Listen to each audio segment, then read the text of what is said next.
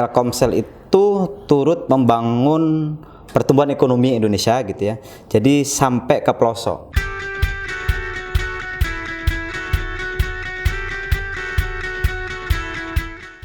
Halo Tribuners, jumpa lagi dengan saya Adi Mesanto di acara Tribun Nongki. Kali ini sudah hadir teman kita dari Telkomsel, Pak Ismu Widodo. Beliau ini GM Customer Sales ya Mas ya? Consumer Sales Telkomsel area Kalimantan. Selamat datang Mas Ismu Widodo. Ya, terima kasih Mas Adi. Terima kasih juga. Nah, kali ini kita mau ngobrol santai aja sih dengan Pak Ismu ya. Pak Ismu ya, soal BUMN ke depan terutama terkait dengan Telkomsel Mas Ismu. Ya. Kita punya menteri baru di BUMN, Pak Erick Thohir. Ya, tentu punya gebrakan yang luar biasa di tahun 2020 ini.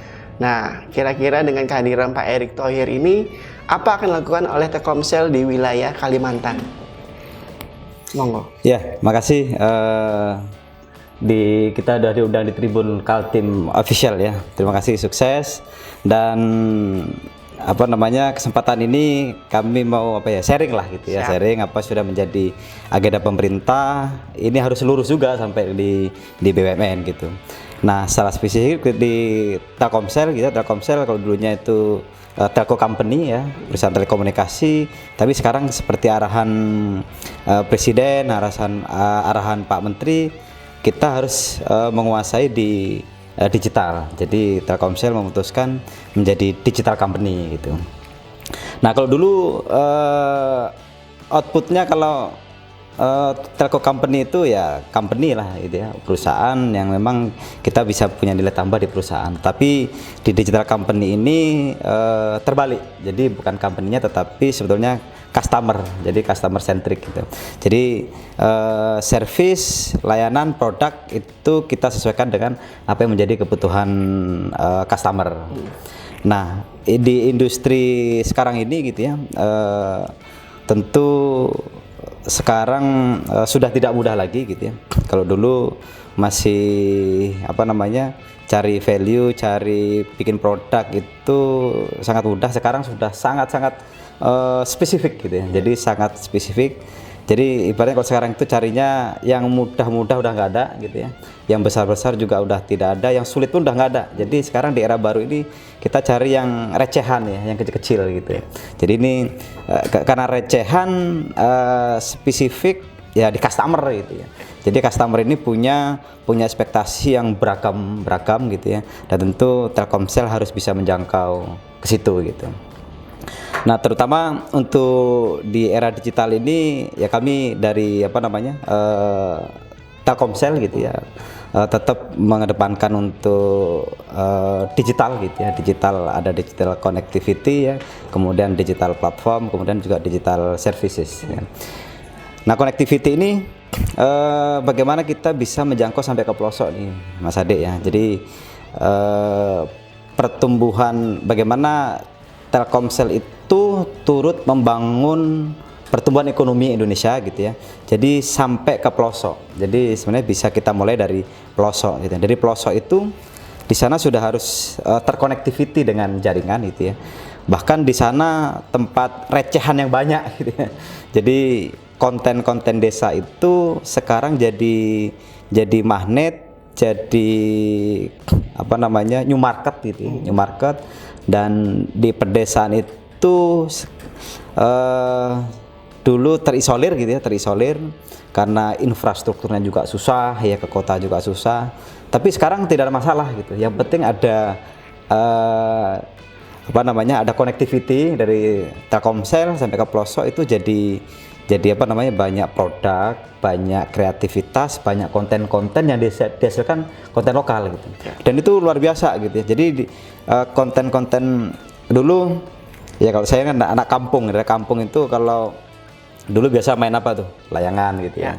Terus kemudian ada suka cari burung gitu ya, kemudian mancing atau yang lain lah gitu ya. Itu sekarang konten-konten itu luar biasa gitu. Jadi banyak informasi-informasi ini yang memang di luar orang desa marketnya gitu ya. Jadi kalau dulu orang desa itu hanya skupnya hidupnya di desa, di kampung itu, tapi sekarang untuk Indonesia bahkan untuk global gitu. Jadi dengan jaringan itu bagaimana cara mancing, lihat mancing gitu ya. Kemudian bagaimana kita bisa cari burung gitu ya.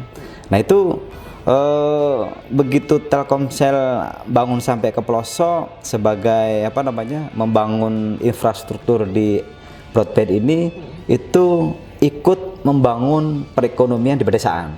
Nah, jadi di pedesaan itu dengan connectivity ini apa namanya banyak ini juga lurus dengan pemerintah ya, membangun infrastruktur di desa. Jadi sekarang orang desa itu banyak membuat produk, konten, dan orang bisa ngambil duit dari kota gitu.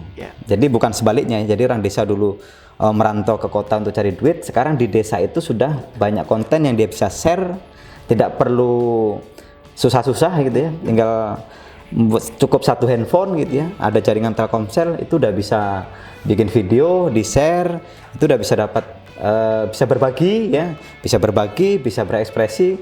Tapi untuk membangun ini dia dapat income juga gitu ya, dapat apa namanya, dapat profit gitu ya, supaya dia juga bisa lebih membuat konten lebih banyak lagi gitu ya. Nah ini sehingga di desa itu sekarang uang itu datang ke desa gitu. Jadi kalau dulu di desa itu tidak ada apa namanya uang beredar tidak banyak di kota, tapi sekarang itu justru rata. Nah di sini sebetulnya di era digital ini kita ambil yang fokus di digital di pedesaan, justru di sini ada pertumbuhan yang luar biasa gitu ya. Itu dari digital connectivity gitu. Oke. Itu berapa desa yang sekarang ini mau disasar oleh Telkomsel? Hasilnya dari Telkomsel masuk desa gitu kan tadi, ngejar connectivity. Yang sudah tergarap mungkin berapa, dan ke depan itu mau nyasar berapa desa lagi? Ya jadi ya ini Telkomsel kalau untuk di pedesaan sampai ke pelosok ya gitu, ke pelosok. Pokoknya ada komunitas, ada masyarakat di situ. Kita punya tanggung jawab untuk membangun infrastruktur broadband di situ. Punya tanggung jawab. Itu bentuk tanggung jawab Telkomsel kepada bangsa ini ya, untuk pertumbuhan ekonomi karena semakin terisolir, karena yang dibutuhkan di sana adalah memang informasi gitu. Jadi biar punya mindsetnya juga walaupun di pelosok ya, punya mindset global gitu ya. Jadi kalau untuk di Kalimantan Timur ini sebetulnya dari perbatasan daerah terluar kita terus akan apa namanya bangun jaringan sampai ke pelosok ya. Terakhir itu di Kabupaten Mahulu juga kita udah bangun jaringan broadband dengan fiber optik, dan kita juga harus menjangkau di sekitarnya juga gitu. Bisa nggak Mas, misalkan daerah yang terpelosok, yang terujung tadi, daerah-daerah yang tanda kutip Mas bilang tadi, itu mengajukan diri agar connectivity dari Telkomsel bisa masuk. Kalau tadi kan kita lihat Telkomselnya yang proaktif. Nah, misalnya saya di daerah paling ujung wilayah Kalimantan meminta, ayo dong Telkomsel datang ke sini. Nah, itu bisa nggak mereka mengajukan, dan apa syaratnya untuk bisa begitu, Mas? Iya, jadi kami sangat terbuka gitu ya, Telkomsel terbuka, dan kami juga punya apa namanya, setiap kabupaten itu kita punya Telkomsel partner di situ gitu ya.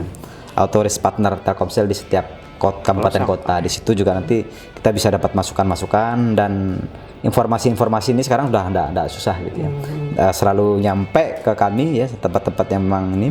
Kemudian juga kerjasama sama pemerintah daerah.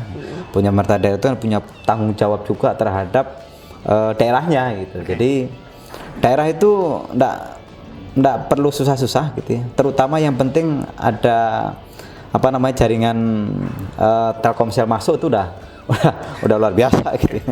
Jadi kalau untuk di kemarin kami juga contoh di apa namanya Makam Hulu itu kami bahkan dapat informasi juga untuk daerah-daerah yang memang perlu ada jaringan itu. Jalan belum ada gitu ya, tapi Telkomsel kita justru harus ada gitu. Ya, jadi walaupun jalan tidak ada, Telkomsel sudah ada duluan.